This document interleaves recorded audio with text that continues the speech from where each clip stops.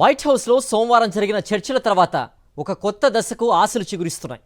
Russia అధ్యక్షుడు Putin, Ukraine అధ్యక్షుడు Zelensky మధ్య ప్రత్యక్ష సమావేశం జరగాలన్న ఆలోచన కార్యరూపం దాల్చే అవకాశం కనిపిస్తోంది.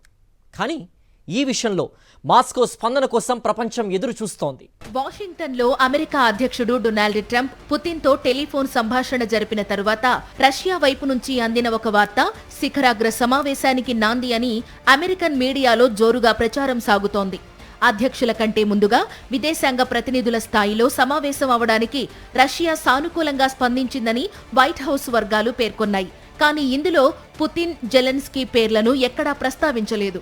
రష్యా విదేశాంగ మంత్రి సెర్గీ లావ్రోవ్ మాట్లాడుతూ రెండు పక్షాలు లేదా మూడో పక్షంతో కూడిన చర్చలు ఏవైనా తాము తిరస్కరించబోమని చెప్పారు.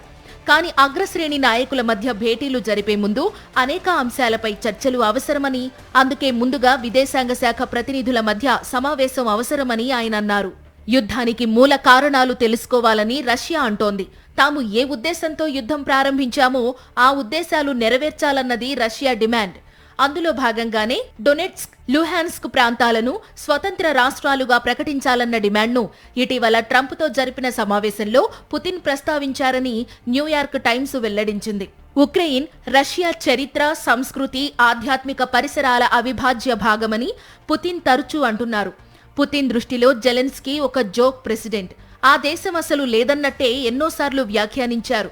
అలాంటి నాయకుడితో చర్చలకు కూర్చోవడం అంటే రష్యన్ ప్రజల మనోభావాలను దెబ్బతీసినట్లవుతుందని లండన్ చాథమ్ హౌస్ విశ్లేషకురాలు ఓరీసియా లుట్సేవిచ్ అభిప్రాయపడ్డారు. రష్యా మీడియాలో ఎన్నో ఏళ్లుగా జెలెన్స్కీని నాజీ, వెస్ట్ బొమ్మ, అక్రమ పాలన అని చూపించారు.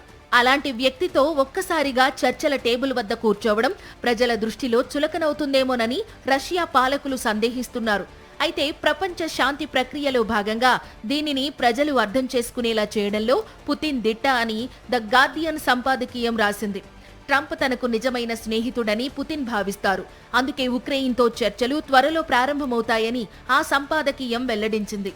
పుతిన్, జెలెన్స్కీ భేటీ జరుగుతుందని, అది ఎప్పుడన్నది ఇప్పుడే చెప్పలేమని రష్యా మీడియా కథనాలు చెబుతున్నాయి.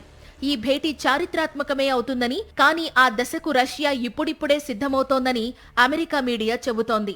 నిజంగా పుతిన్, జెలెన్స్కీ భేటీ జరిగితే అది చారిత్రాత్మకమే అవుతుంది. కానీ ఆ దశకు రష్యా ఇంకా సిద్ధంగా కనిపించడం లేదు.